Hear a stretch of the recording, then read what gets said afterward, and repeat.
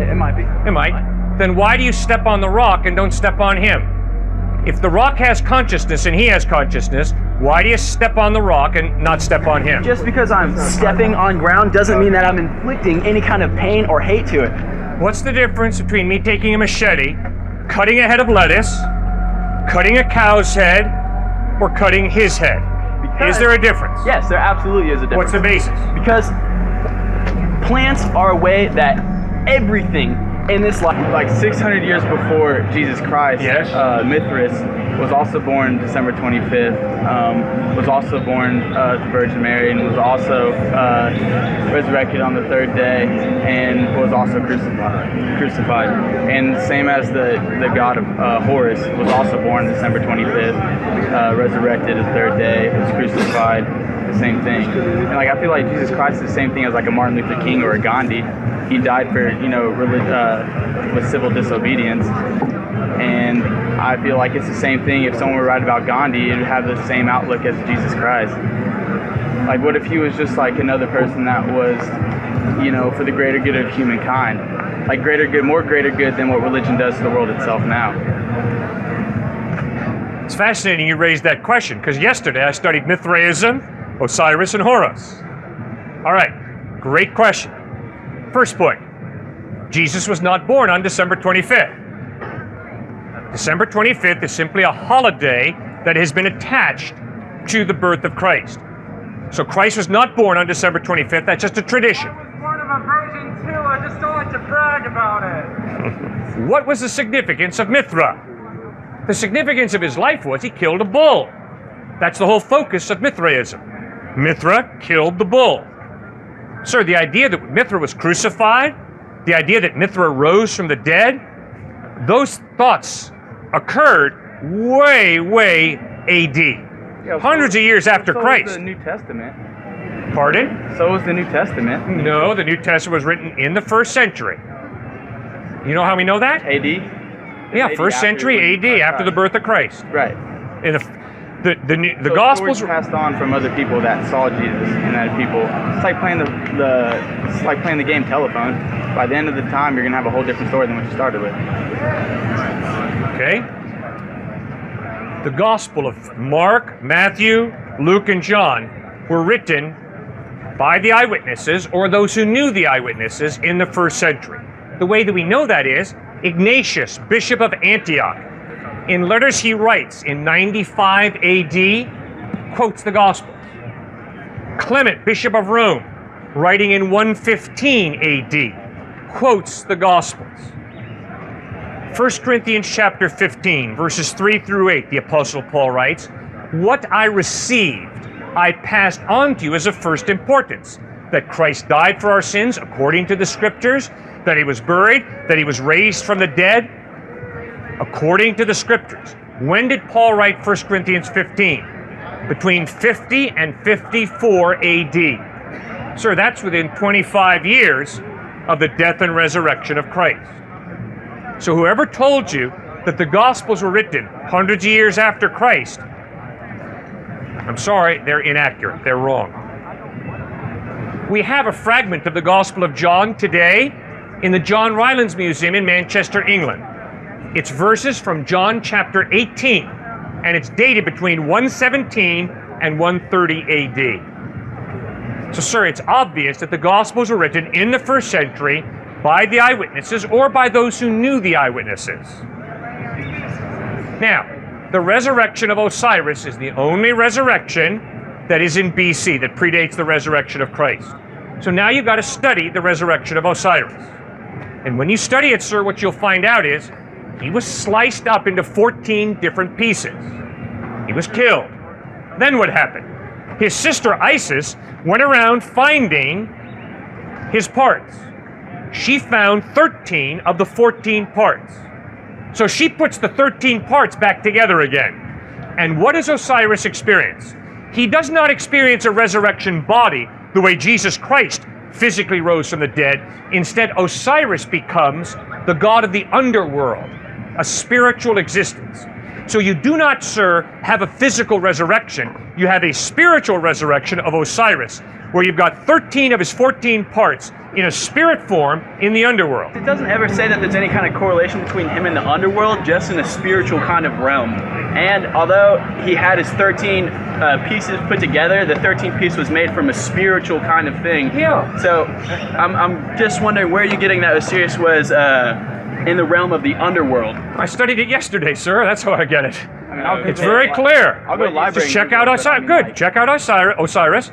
He's put together again by his sister Isis, and he rules in the underworld, in a spiritual realm of the underworld. Just because you're in a spiritual realm doesn't mean that it's an underworld. All right, fine. If you have a problem with underworld, fine. He's in a spiritual realm. So what's not to say that he was in the spiritual realm of the heavens?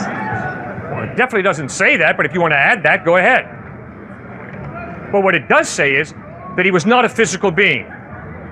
The resurrection of Christ is not a spiritual resurrection, guys. In Luke chapter 24, when Jesus appears to his disciples, they think, oh no, we're hallucinating. This is a spirit. And what does Jesus do? He comes right up to them and says, grab hold of me and see. A spirit does not have flesh and bone the way you see I have.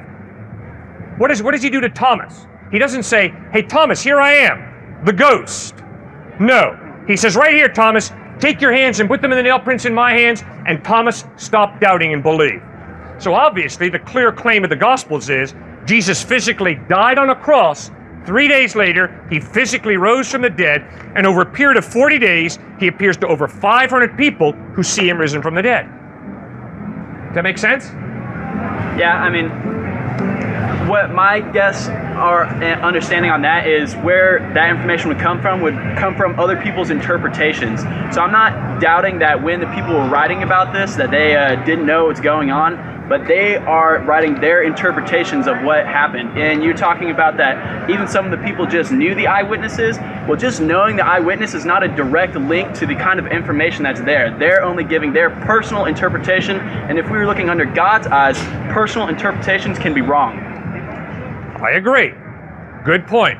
So, if I say to you, Well, it's all based on deception. I'm an atheist, is it fair for you to interpret me to be saying, I believe that God exists? Is that a good interpretation?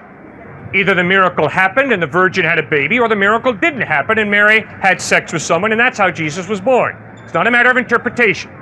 It's a matter of, did the miracle occur or did it not? Okay, so how are we supposed to know today if the miracle did or did not occur? Very simple. By looking at other people's interpretations? No. First of all, you ask yourself, does my worldview allow for a miracle to happen? Yes. Yours does? Mm-hmm. So that means you believe in some type of God or gods, right? I believe in a higher power. That doesn't mean that they're a god. Okay. But you believe there's more to reality than matter and energy. No, I believe that the reality is energy. Okay, well if all of reality is matter and energy, how can a miracle happen? Because energy can be manipulated in the ways that we might not understand right now. Who's going to manipulate it? The conscious being. Okay. So what you're telling me is you think that a woman who hasn't had sex with a man can consciously manipulate her body so she can have a child? No. Good, I'm glad to hear that. Because I Girls are would sneaky. say that's irrational. Sir, the only way it's possible for a virgin to have a baby is if there was a supernatural God who created the laws of nature. Therefore, he is capable of changing a law of nature and performing what you and I call a miracle, a virgin having a baby. That's the only way it can happen. If there is no God, it's impossible for a virgin to have a baby. And if you don't believe me, just go to biology. Just because something is not being able to be explained today doesn't mean that it can't be explained in the past. Just like in the past, we look at the sky and we're like, why is that blue? Why are there stars? We didn't understand, so we'd make up explanations for that. And now, as science evolves, we're able to tell what we weren't able to tell back then. So just by saying that, well, today we don't know that, that it's impossible that a woman could get pregnant without actually, sperm entering the egg. Well, just because you can't explain that today doesn't mean that we're not going to be able to explain it scientifically in the future. If there is no supernatural God, guys, virgins never have babies. And if you haven't learned that yet in biology class, that's embarrassing, okay? So, the only way a virgin can have a baby is if there's a supernatural God who changes a law of nature and performs what you and I call a miracle.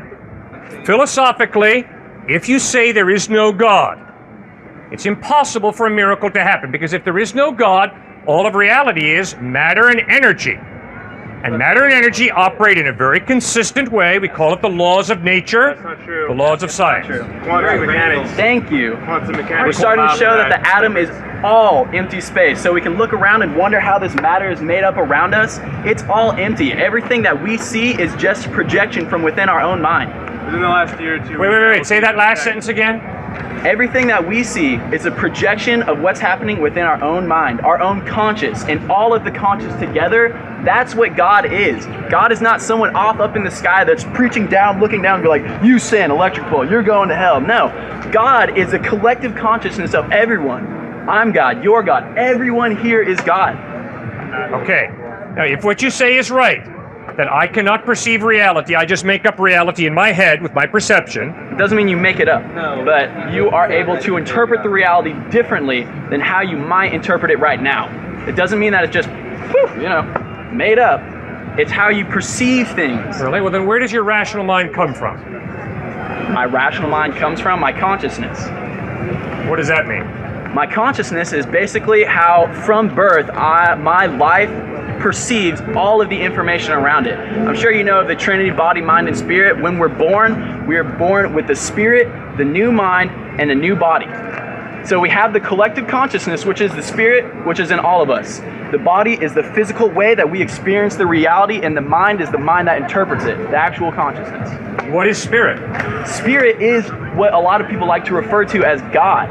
Spirit is the kind of consciousness that everyone has and is able to basically use. And what can happen is when all the collective consciousness comes together with the same intent, that is when a miracle is able to happen, because there's such a strong force behind it, the unseen force that has a lot to do with quantum physics, that unexplainable things start to happen.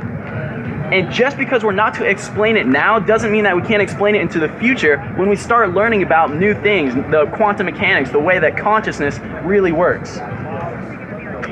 What is spirit? Where does spirit come from? Spirit started from the great beginning. A lot of people like to call it the Big Bang, everything like that. There was one consciousness. You might refer to him as God. A lot of people refer to him as a lot of different things. And as that happens, God, consciousness, wants to experience life in as many ways as it can. So it might send consciousness as this guy right here. Intelligent, smart guy, he's experiencing consciousness in his own way. And then he might want to send it to some other person in India who grows up in some kind of temple, Buddhist temple, whatever. And he's experiencing his consciousness in a different way. So it is all of the same consciousness experiencing it in different realms. Does this stone have consciousness? That is an extremely good question, and that's something that we're trying to figure out right now, is if inanimate things are able to have a consciousness. I'll tell you what the stone does have, is it all resonates on the same frequency that I do. You're bringing up energy and matter. Well, quantum physics is starting to show that everything is not as solid as we thought. It's more like a light wave, and it's a condensed light wave that is able to just manifest into something that's actually hard. So what we're trying to figure out now is, in what difference is my body have to this rock, because they're made of the same elements, the same energy, the same matter. That is where the Buddhists get the idea that the observer, seeing, and the phenomenon are one and the same. They're not actually separate, because we are all made of the same building blocks, the same unit that our reality is constructed of. Sir, there was a Big Bang, right? About 15 billion years ago? What are you saying? There was a Big Bang about 15 billion years ago? How the universe started, I don't know. But do you accept the Big Bang theory or not? I contemplate it. Aristotle once said that it's a mark of an educated mind to be able to contemplate an idea without accepting it. Okay. So you don't accept the Big Bang, you just contemplate it. Right. Okay.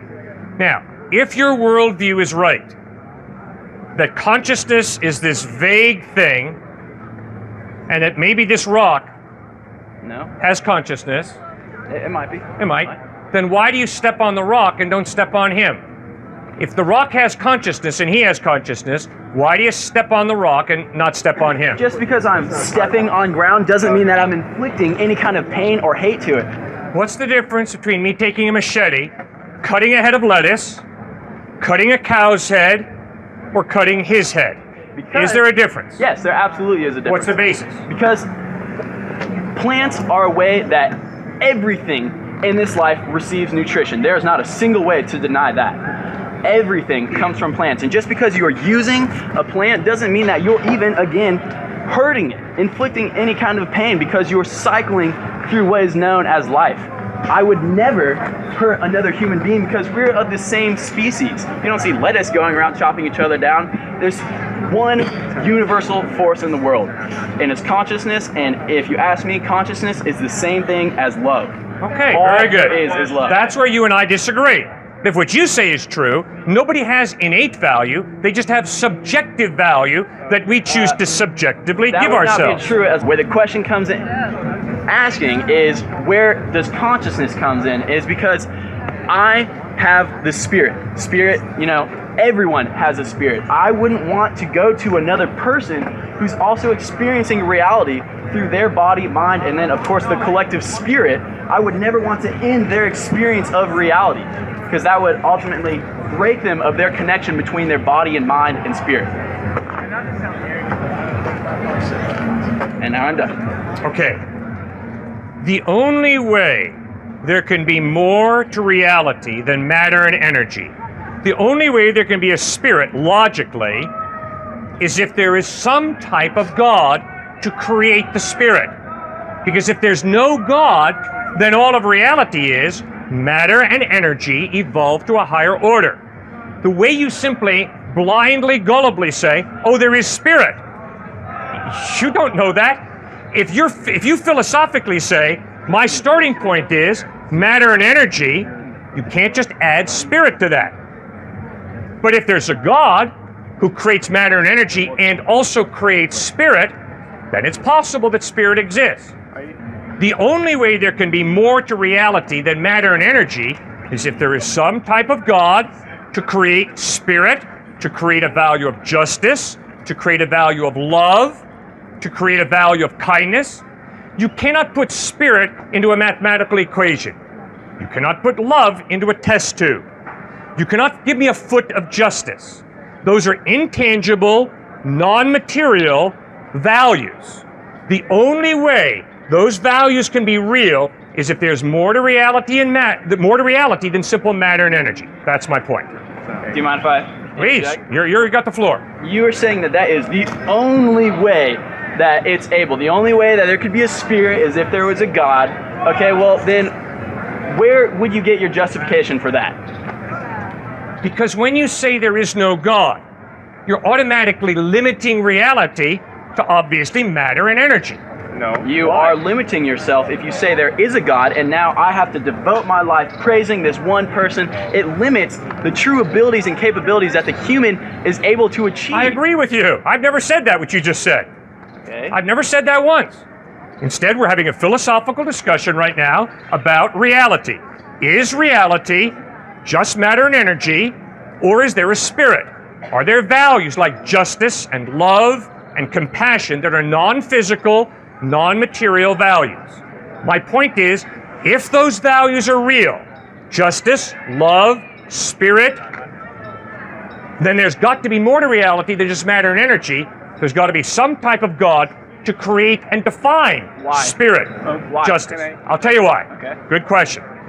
Because inanimate matter and energy have no ability to define or experience love, justice, kindness, compassion, or rational thinking. It takes a rational mind to think rationally. It takes a conscience of a human being to just say, that is just, that is unjust, and to understand that. The leaf, the tree, the rock has no ability to appreciate justice, compassion, rational thinking, or free will. That's not true. Okay, fine. If justice was real, I would not be able to cut off his head, like you're saying earlier, without being smitten down on the ground. The only right that exists that humans have is the right of power. The only reason no one chops off anyone's head or takes stuff all the time is because there's a threat of the government going to jail or that other person killing you. That's why in the past, people did it all the time, because the strongest person was able to be king, or the strongest person had the most men following him, and you were able to do whatever you want because it was within your power and no one could stop you. Nowadays, it's more modern because we have government and whatever, and none of these people can chop off each other's heads to shoot each other because there's a real threat. The only right that is inherent in the universe is the right of power and control. There is no inherent justice. If I was the strongest person in the world, or if I was able to do whatever, I could kill thousands and thousands of people and nothing would happen. Exactly. It is an honor to meet you. Thank you for your consistent thinking. The logical Now, right there. You've been very logical, and I love your logical thinking. That's why Mao said, morality comes out of the barrel of a gun. He understood what you said. He understood right and wrong are determined by the powerful. So who's got the power?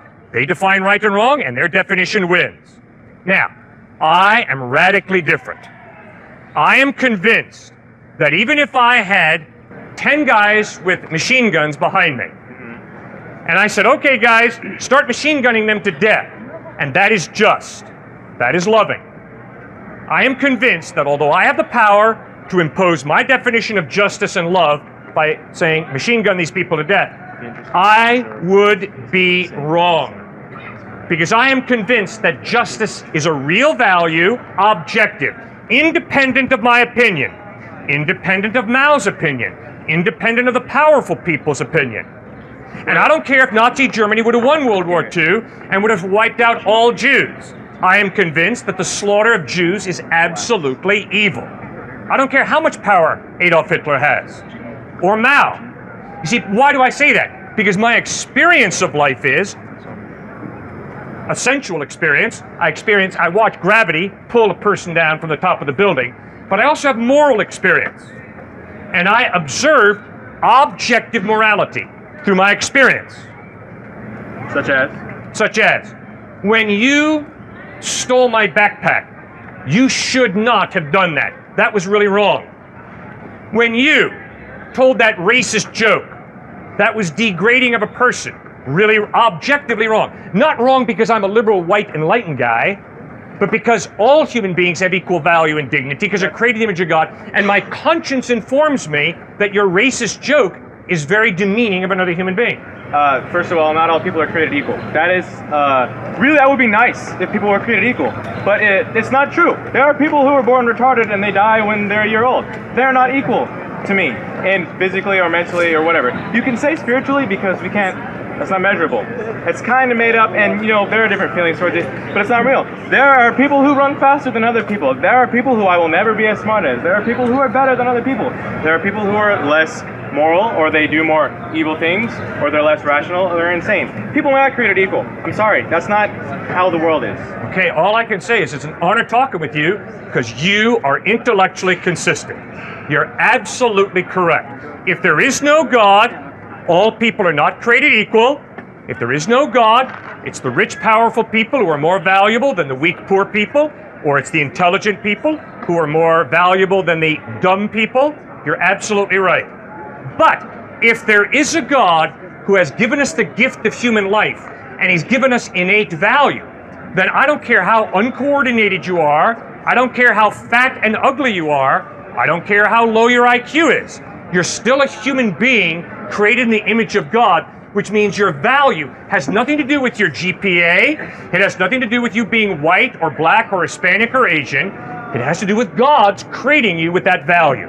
You see the radical difference in the worldviews here? I understand. Well, I like the way you are so consistent in your thinking. That's refreshing, so thank you. Okay, so you say man is created in the image of God. Yes. I don't remember who said it. I think it was Aristotle. But he said if the horses could paint, surely they would paint the image of horses as gods or something. Why would God be like us? We suck. Like, people are horribly inefficient. We don't do very many things well. We eat and breathe through the same hole in our body. We can be eating and it gets stuck and we die. Why aren't we like dolphins? Why can't we breathe and eat through different holes? That's dumb. Why would he look like us? And you know, it's funny, if you go to paintings in Africa, God, what they paint as God, he's black. And if you go in Asia, he's Asian. And a European, he looks like a white guy with a beard. Yep. So why would we be in his image? Why? You make great points, sir. You're right. Now, the Bible says that God isn't a white man. God isn't a black man. God isn't an Asian woman or an Hispanic woman. God is spirit, which means God doesn't have a body. So you're right, sir. If anybody draws God as a white man, they're wrong, which means Michelangelo, ceiling of the Sistine Chapel. Big God with a big beard, barrel chest, big arms, white man, that's God. No, that ain't God. God doesn't have a body. So what does the Bible mean when it says that he created us in his image? It means rational thinking and creativity. Why would they not say that he created us in his spirit? Or maybe not use the word image? Because that means that's pretty clear. When you say image, but I think what does it mean to be created in the likeness of God? It does not mean to be a white person or a black person or Hispanic or Asian. It means God, who is a spiritual being, created us with a mind, creativity. God's the creator, and he gave us incredible gifts of creativity. It means God, who is love, has given us the ability to genuinely love. It means that God, who is just, has given us a conscience, and we can distinguish between right and wrong, good and evil. That's what the Bible means when it says we're created in the likeness or the image of God. Okay. Does that make sense? Yes, it does. So if he created us in his image, the universe is really, really, really, really, really big, right? You bet. Really huge. And really old massive. also. It's very, very big. Yep. And the chance that other intelligent life does not exist is also really, really, really small. And I'm not saying God doesn't exist, because maybe he does. And we obviously haven't found alien life yet, okay? But I'm going to make a little comparison here. So chimps are the closest thing related to us in DNA, right? They're 1% different than us. And the smartest chimp can do some sign language, okay? We have 3-year-olds who can do sign language. And that difference comes from the difference in 1% of DNA. That is the difference in chimps and people, right? Okay, so say there's an alien race anywhere, doesn't matter where. And the chance that they exist is really, really high, because there's just too many, it's too big for it to not happen. Yeah. Now imagine that they're 2% in the same direction that we are from the chimps, away from us in DNA. Yeah. Our greatest accomplishments, like a chimp's greatest accomplishment learning sign language, would be absolutely nothing. Their toddlers of that alien race could also do that, and they would be vastly superior to us in just about every way that you could think of that's measurable. But why wouldn't the universe be created for them? They're better than us if they exist out there, which they probably do. Why would he only create the universe for us in his image? That makes no sense. The Bible never says that God created the universe for us. Never says that, so you don't have to worry. And if there's alien life out there, no problem. Bible never answers the question, is there alien life or not? Okay. It's totally silent, so there's no contradiction between us discovering aliens and the Bible. No contradiction at all. But how come it's us, That's the though? same thinking for dinosaurs. The Bible never says dinosaurs never existed, so if the evidence is dinosaurs existed, that doesn't contradict the Bible.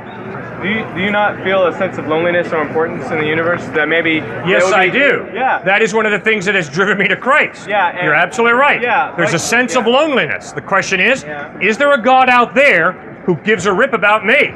And Jesus Christ says yes. And he actually loves you. And he's drawing you to himself. G.K. Chesterton put it beautifully when he wrote, "The man who knocks on the door of a brothel is really looking for God." God has hardwired us in such a way that we long for intimacy. We long for relationship. And the amazing message of Jesus Christ is God desires you and me to live in relationship with him. Far more reasonable to believe that this rational mind is the gift of a rational creator than to believe that this rational mind is an accident. No, it You doesn't. follow that? Come on, guys, think. Sir, it has to do with us not having to be a nomadic culture and finally learning how to cultivate animals and farm and be able to stay in a place for a certain amount of time so we can raise our families and have more time to think rather than scavenging for food. Men would go off to hunt, women would take care of children, men would come back and spend time with their families, more interactive time with children. Children would grow, become smarter, and become better than their parents. That is what life is about. Be a better example than your parents before you. That is all my parents kids have ever told me. Very good. Have a better life than they Okay, ever had. good. Now, who defines better? Who defines better? Social contracts, exactly. Okay, what you good. said, man. So if you happen to grow up in a Nazi home, social contract says Aryans are superior to Jews. That's a social contract. If you happen to be African American at the time of the Dred Scott decision, social contract in America says black folks are 3/5 the value of white folks. You know what, guess Do you what? like those social contracts? No, I don't, because I was Good. raised late. I was raised Catholic, and I never subscribed to that social contract. I never did. I never liked the church because Come on, guys, think. Think. It was a very punishing. If morality is based on the social contract, what do you say if you're a white South African at the time of apartheid? What do you say if you're a Nazi at the time of Adolf Hitler? Speak against it. Okay, good. So you don't follow the social contract, do you? What do you follow? You make your own. You make your own. How do you make your own? Logic. Logic. Okay, and what else? Reason. Heart, reason, conscience. You know that to dump on another person because they're a different race is evil. It's disrespectful of that human being. Well, why is a human being valuable? Why is it wrong to be disrespectful? Because that human being is not an accident. That human being has been created by God for a purpose. Because they have purpose, they have meaning. Because they have meaning, they have value. And that value comes from God. You wipe God out of the picture, you're up a creek without a paddle when it comes to explaining why human beings have value. Survival. Survival. Good try. They don't have real value. Thank you. They don't have real value. So this man, you don't have real value, neither does this man. We just create that in our heads. Why should we base contextual evidence that it presents any different than the contextual evidence off of a Dr. Seuss book or John Steinbeck's Grapes of Wrath? It's just context. We don't know it really happened. Okay, great question. Sir, I am not asking you to accept the Bible as the Word of God. Okay, so let's get that straight. Okay? I think it's ridiculous for me to say, well, the Bible's the Word of God. There's no way I could show that, so forget that, okay? What I am asking you to accept is the Gospels of Matthew, Mark, Luke, and John as historically reliable. Okay. In other words, I am convinced that the evidence is Matthew, Mark, Luke, and John are a historical narrative that is reliable. It'll give you an accurate picture of who Jesus was. Okay. Now, is that a problem? Or can you accept that as historically accurate? I don't have enough time to check the credibility, but I'm sure they're pretty credible from what you're saying. They sound pretty credible. So. How long were they written after the disciples were with Jesus? Yeah. Great question. The Gospels were written. The Gospels were written within 20 to 60 years after Christ, which means they were written by eyewitnesses or by those who knew eyewitnesses of Christ. I don't think it's wise of you to trust me. Well, yeah, Right? I don't have any direction, so You I'm bet. trying to find which way to go. Okay, I'll thank you for your honesty. I appreciate it and respect that.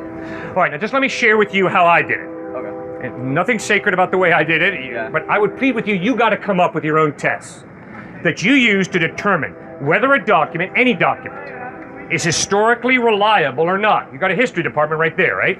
You guys got to pay money to take history courses, so obviously you respect it as a branch of knowledge.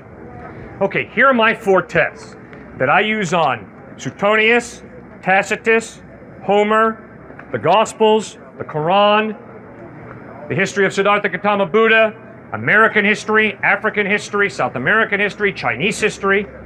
It's the following 4 tests. What is the literary style of the document? And you see, what's fascinating is some of you guys don't have the foggiest idea what I'm just said, but you do it. Unconsciously, you do what I just said. What I just said is respect literary style. And some of you are thinking, what? What's that?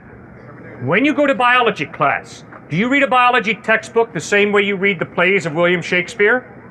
Good. That's an example of respecting literary style.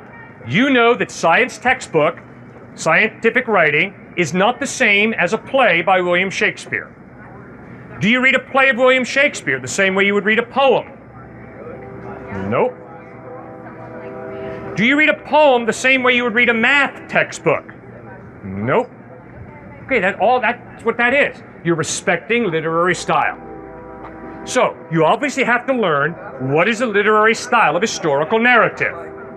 Historical narrative is concerned with such questions as, at what time did this take place?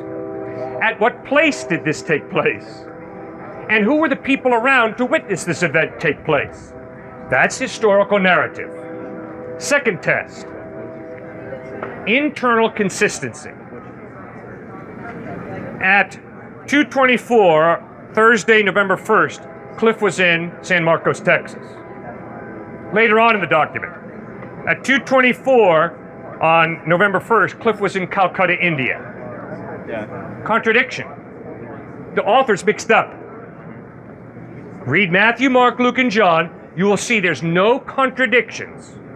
Are there different perspectives? Yes. Tonight, I'm going to call my wife up in Connecticut. I'm going to say, I talked to a very respectful man, a very intelligent man, who had a Texas State shirt on. Later on in the conversation, I'm going to say, I spoke to over 50 people. Is that a contradiction? No. If you would have said it the same instance, then it would have been a contradiction. Well, not even so. Because when I was talking with you, 50 people were listening, right? Yes. See, so it's perspective. Yeah. Okay? So we got to keep that one clear in your head when it comes to contradiction. Yeah. Okay, so the first test is literary style. The second test is internal consistency. The third test is archaeology. What does that mean? On November 1st, 2012, Cliffe spoke to students on the island of Atlantis. What? Where is the island of Atlantis? It's fictitious, right? So, was Jesus born on the island of Atlantis? No. He was born in Bethlehem, grew up in Nazareth, went to Jerusalem, floated a boat, not on the Sea of Orpheus, no, on the Sea of Galilee. Archaeologically verifiable places. Okay, that's a third test to determine whether a historical document is reliable. Here's the fourth test. Now catch this one, because some of you guys have already raised this week, and I'm glad you did, which is, come on, man, you ever played a game telephone? You sit in a circle, whisper a secret in the ear of the person next to them, they whisper it in the ear of the person next to them, and by the time that secret reaches the end of the circle, it's totally changed. I was going to raise that point. Good. Okay, that's important, isn't it? Yeah. Okay? So that's the fourth test. Manuscript evidence, which is great what this guy raised who just left. Okay. How big is the gap between Jesus living and the written records? Very important question. It used to be taught on every state university campus in the United States, in the religion department, that the Gospels were not written for 200, 300, 400 years after Christ. Yeah. But what happened was, we have discovered so many Greek early manuscripts that we know that that's false.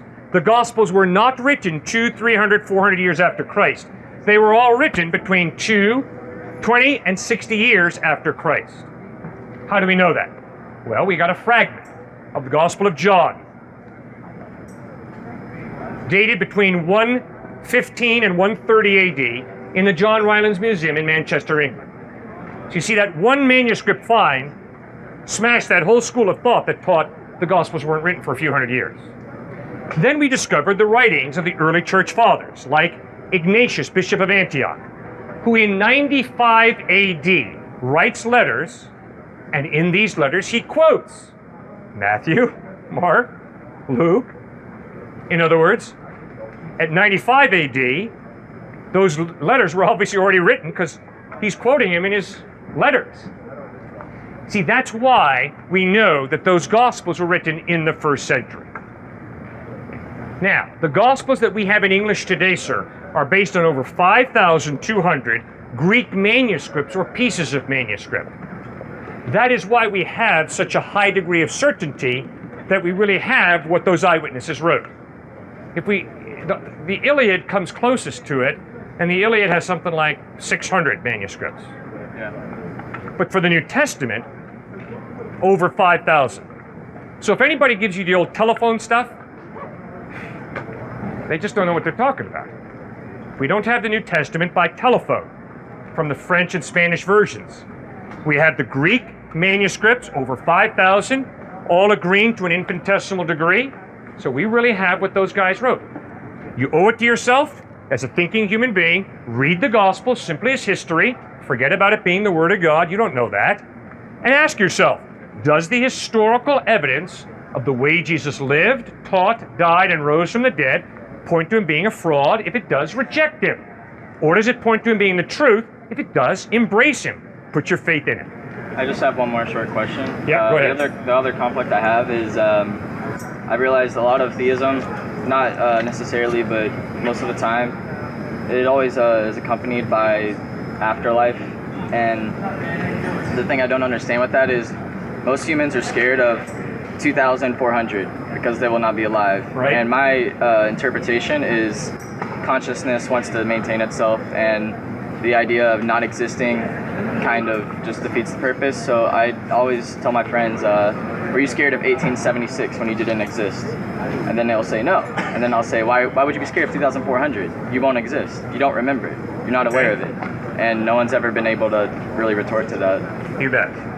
So I've had one person say it's after God builds a relationship with you. But I really haven't found anything that's been solid that kind of made me question it. So. Okay, good. Okay, the reason that I'm not concerned about Cliffe in 1876 is because I was not alive then. So you're right, that doesn't matter to me. But since May 20th, 1954, when I was born, sorry to give you an idea of how old I am. Since then, I have been keenly concerned about Cliffe's life. Now, often people say, well, that's just selfishness on your part, Cliffe, that you're concerned about your life. No, it is not selfishness. It's an affirmation of the value of my life. Now, if you get really sick, you're going to go to the best doctor you can. Not because you're selfish, but because you affirm the value of your life. Why are you and I not going to go out and play out on traffic on I-35? It's not because we're selfish. Yeah. It's because we don't want to end up on the bumper of a car or a truck, because we affirm the value of our life. Our life is good. We don't want to end it by getting crushed by a truck or a car. Okay, why am I interested in you living life after death? Why am I interested in living life after death? Not because I'm selfish, but I celebrate life. I affirm the value of your life and my life. And therefore, if there is life after death, I'm keenly interested in it. If there's no life after death, fine, we got to face the fact there's no life after death. But because I affirm life, I want to get you to the best doctor possible if you get really sick. And because I affirm the value of your life, I also am keenly interested in you living for eternity in heaven. And to tell you the truth, sir, that's what motivates me partially to be out here to talk. Yeah. Because I affirm life. I think you guys are great. I want you to experience eternal life. I'm convinced that Jesus Christ died on a cross for our sins, which leads to death, but he rose from the dead. That's why I trust that him talking about life after death is not just him doing this and blowing smoke. He's speaking the truth. That's why putting our faith in Christ is so important. Because my mind is, I'm not going to blindly have faith in something unless I can see the evidence that it's there. Good. You said, before I accept anything, I need evidence. Okay, I'm tracking with you. I'm just the same way you are, okay? Before I believe anything, I need evidence. But now, the question becomes, how much evidence, what kind of evidence do you need in order to believe that God exists? I would need scientific evidence, and how much of it is really dependent on each individual person. Okay. I mean, you can't measure, like, for me it could be, I'm just going to use a number like, I need 100% evidence. For someone else it could be they need 80% evidence. Okay. Okay, the reason I asked that question, Justin, is because I have no scientific evidence that love is real. It's an unseen, intangible value. It's chemical reactions firing in our brain. Okay, good. Then if I love you, it means I have to love you because there are chemical reactions firing in my brain, and so I have to love you. Is that right? Yeah. Okay, but my experience contradicts that, Justin. My experience is I don't have to love you. I could hate you, Exactly. or I could just blow you off, be apathetic. Yeah, it's emotions. And those are chemical reactions in our brain. They know, like they've done research to say what chemicals control what emotions and what part of the brain. Okay? I would insist my love for you is not an emotion. Why? Because I define love the same way Jesus did, which means to make a decision of the will to pray for your well-being, to wish your well-being, and to do things that promote your well-being. You see, when Jesus says, love your enemy, he's not saying, have good feelings for your enemy.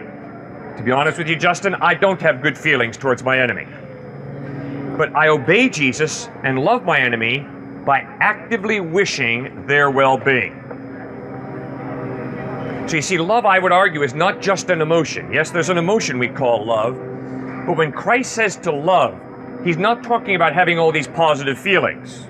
Because guess what? I can't command my feelings. And if someone has hurt me deeply enough, I don't have a lot of positive feelings towards them. But I can love them, which means I can pray for their success, I can wish their success, and I can work for their success. So our definitions of love are different. Exactly. So I think we gotta be real careful there. Why isn't this God providing for people in poverty? That's my big thing. Like, there's so much suffering going on in this world. Why would you want to worship a God who is allowing that to happen? Okay. I mean, if he did all the things like the Bible said, what is keeping him from doing them now? Okay, good question.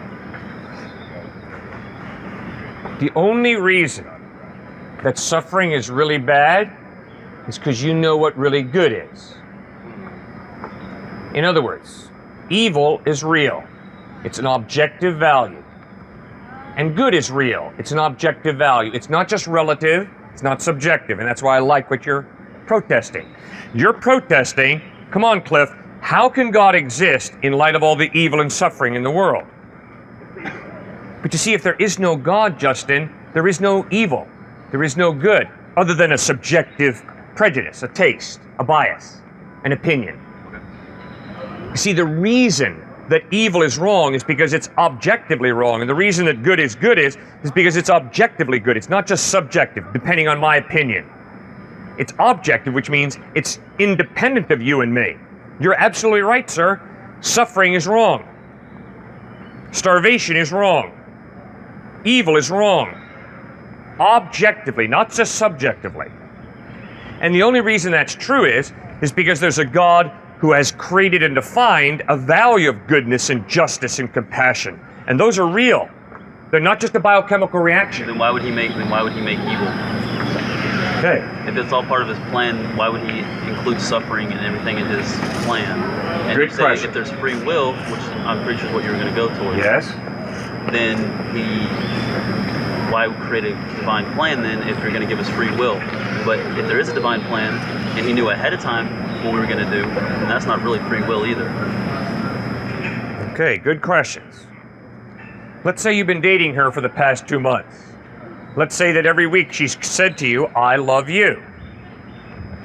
Then tonight your dad calls you up and says, Justin, I've been paying her $1,000 a week to love you.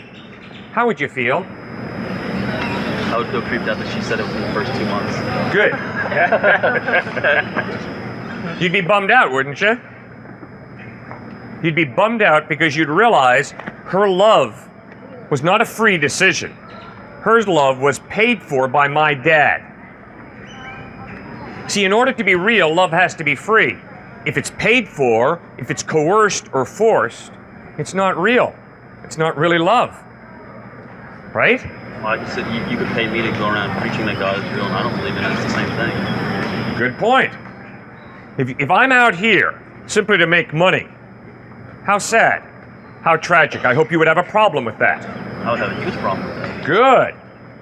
But remember, if everything's relative, if everything's subjective, it really doesn't matter whether I'm out here because people are paying me lots of money. Because it's all just a matter of opinion. It does matter because we need to progress as a human race. And if you were out here just doing that and you didn't believe in what you were saying and you were just doing it for greed, you're hindering the progression of the human race. I'm not hindering anybody. I'm making money for my family and myself. So if I'm out here motivated by a bunch of people paying me millions of dollars, come on, you know very well that that's good for me because I'm getting a lot of money. Something wrong with that? Yes, there is your point, and I agree with you, Justin. Why? Because if my motive out here is to communicate Christ and God, and it's not motivated by love for you, instead it's motivated by the fact that someone's paying me a lot of money, how trite and superficial is that? You see, Justin, what you and I are beginning to see is motives do matter, goodness is not relative, and if I stand here saying, well, it's just fine, the reason I tell you about Christ is because someone's paying me millions of dollars to do it. It's kind of sad, isn't it? You see, objective good is real, Justin, isn't it? And you would not accept me standing here talking to you about Christ if the truth was that someone's paying me millions of dollars to do it. Okay, but how does this relate to the question I asked about the divine plan and why suffering's allowed? It seems like you're skirting around that. Okay, here's why I'm not skirting around it. Because if there is no God, suffering happens. But if there is a God, why would he allow that? That's my question. Okay, right. But you see, what you've got to acknowledge first is the very fact that you're so indignant about suffering points you to God's existence. Sure it does. It's very simple. See, and this is what you got to grasp. And we got to, you know, I'll try so long and then I'll go on. But if there is no God, objective morality does not exist. Why? Because if there is no God, there's no mind prior to the human mind that defines right and wrong. In other words, who defines right and wrong? The human mind. Exactly, we do, if there is no God. So you might say it's naughty for you, Cliff, to preach Christ out here, motivated by someone paying you millions of dollars. But that's just your opinion. My opinion is it's a great way to provide for my family and me. You might say that date rape is wrong. But if I say I have a very high testosterone level and I've got a raper, then I'm right for myself. You see the relativism? No, because that causes harm to someone else. So what? According to you. According to me, it brings me a great deal of pleasure, so therefore date rape is fine. Because it's all relative. We have a collective sense of morals. Great, collective, right? They're ever changing. Yeah. Which is why a lot of the things in the Bible we no longer practice today, because our morals are ever changing depending on society's values. I mean, I can't find someone out here who's a virgin and rape her and pay her dad 50 silver and have her be my wife anymore. That's not acceptable. That's not the issue right now. We're not talking about the Bible. The Bible's not part of our discussion right now. The discussion is suffering is evil. Really? What do you mean evil? Well, from your perspective, it might be evil. From my perspective, it might be good. And if you're going to be consistent with your worldview, you're going to have to say, Cliff, you're right. From your perspective, it's right. From my perspective, it's wrong. But what is right and wrong? It's totally relative, totally subjective, just a taste. Like, do you prefer beans or broccoli? Do you prefer Coke or Pepsi? It's a taste. And so do you prefer date rape or not date rape? It's a taste. Do you prefer abusing innocent children or not? Just a taste. But with one of those, you're causing harm to another human being. With Coke and Pepsi, so what? I can recognize that's a preference. So what if you're causing harm to an accidental collection of atoms? You step on grass and kill grass, so why not step on a human being and kill a human being? Why not?